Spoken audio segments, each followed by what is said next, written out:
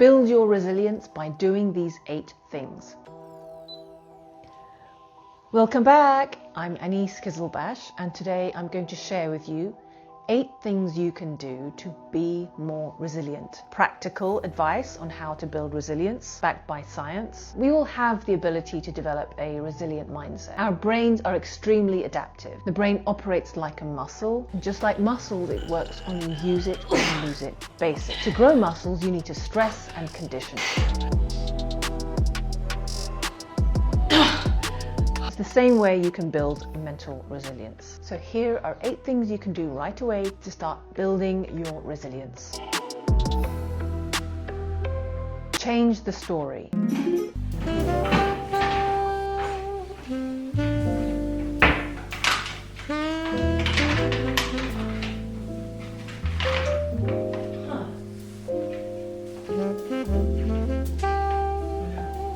I don't have to empty the dishwasher. Oh well, that's a good thing.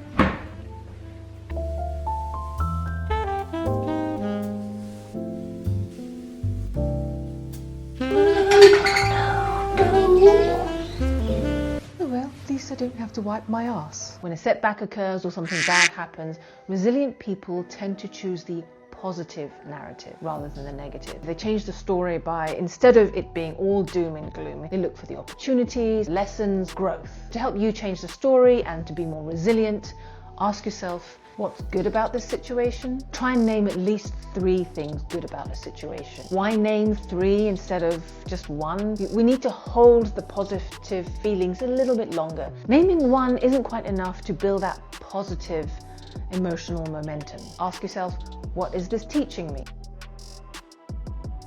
How can I grow from this?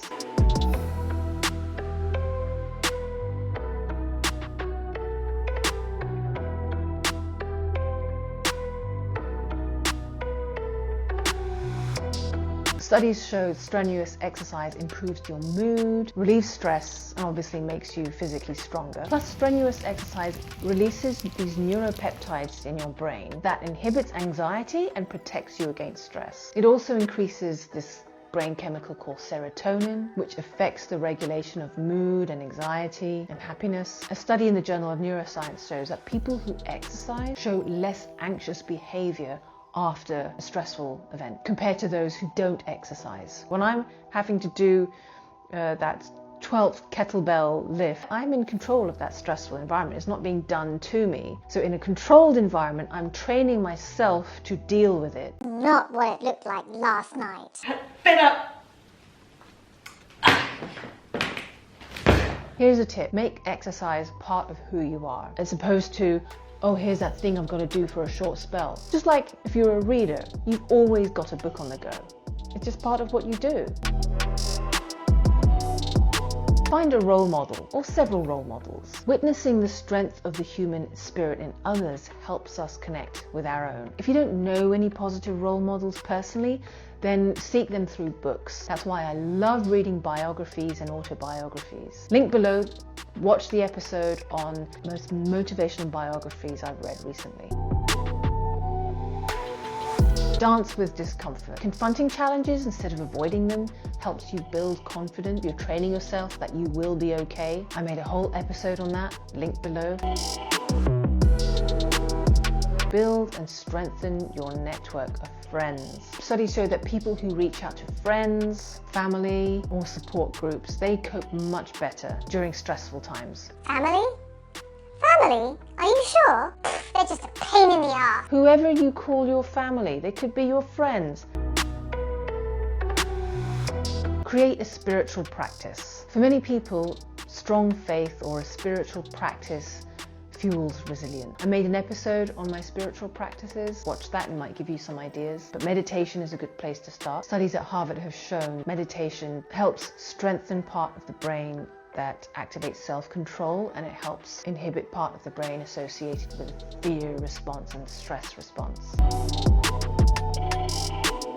Find meaning and purpose. Having a clear purpose in life can boost your emotional strength. One way of finding meaning and purpose is by developing a deeper connection, a meaningful connection with others. So you can start by helping your friends or your community. Author of Deep Survival, Lawrence Gonzalez, he says, helping someone else is the best way to ensure your own survival because it takes you out of yourself and it helps you rise above your fears because now you are perceiving yourself to be a rescuer instead of a victim. Two very different mindsets. One is empowering and one is entirely disempowering. Seeing yourself as a leader and helping others helps you focus your energy so that you can keep going. And then you create this virtuous cycle. You help them, their response encourages you, and then you rise even further, and so on. When the pandemic first started last year, when suddenly everything locked down in the UK, but I decided to start giving free daily meditations to this community of freelancers and entrepreneurs that I'm associated with in the UK. Seeing the response, the emails and the comments and so on, it lifted me up. It sort of rise above any fear state. Helping them also helped me take control of my emotions.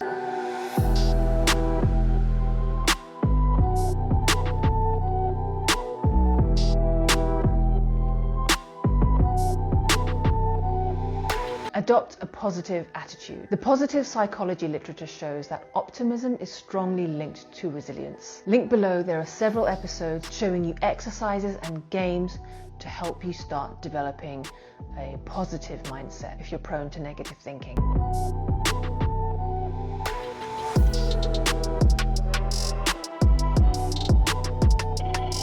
Now, just to be clear, resilience doesn't eliminate stress and it doesn't erase difficulties. Wouldn't it be so cool if it did? It helps you cope better and come back stronger. Bothered. Can't be bothered. I'd rather just stuff my face with pizza and watch Netflix.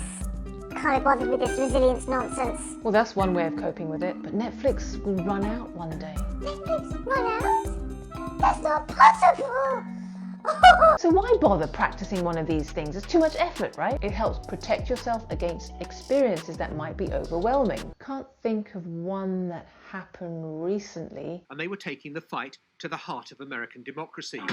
On average in the past week, 920. It helps you maintain balance during difficult times. Like if your kids have a tantrum in the middle of socially distanced grocery shopping. At work, it makes you better at problem solving, bounce back from setbacks. Experiences will bend you, but they certainly won't break you. The road to success is paved with failure. And it's those who get up and keep going that stand out from those who stay. So where do you go from here? From this list of 8 behaviors to be more resilient, which ones resonated with you? Pick 2 or 3 that connected with you and practice them for the next month until they really become a part of who you are. Once you've achieved that, come back, pick another 2 or 3, practice those as well. So you stack them and you strengthen your resilience and just keep working on them. Don't get discouraged when you fall off and so on. And that's all part of the journey of learning and getting back on track. That's really where you're exercising your brain to just keep going, and you eventually start rewiring your brain, and that's how you build your strength. You know what we haven't done in what feels like forever? We haven't made coffee together. Why don't we do it now? Yeah, come on.